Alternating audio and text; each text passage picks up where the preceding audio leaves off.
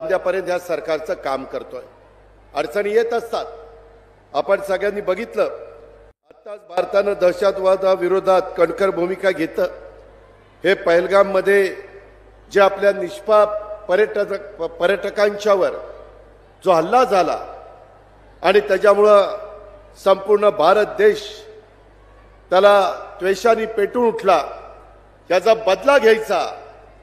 जे कुणी अतिरेकी आहेत त्यांना त्या ठिकाणी त्यांची जागा दाखवायची आणि पहलगाम मधील हल्ल्याला चोख प्रत्युत्तर म्हणून ऑपरेशन सिंदूर हे राबवलं गेलं।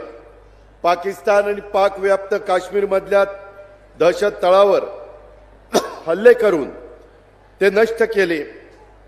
त्याबद्दल मी सर्वप्रथम आपल्या सर्वांच्या वतीनं, व्यक्तिशः माझ्या वतीनं, महाराष्ट्रातल्या तमाम जनतेच्या वतीनं भारतीय सैन्य दलाचा आणि ऑपरेशन सिंदूर मध्ये सहभागी झालेल्या सर्व सैनिकांचं अभिनंदन करतो। भारतीय सैनिकांच्या क्षमतेवर देशाचा पूर्ण विश्वास आहे। संपूर्ण देश त्यांच्या मागे एकजुटीनं उभा आहे।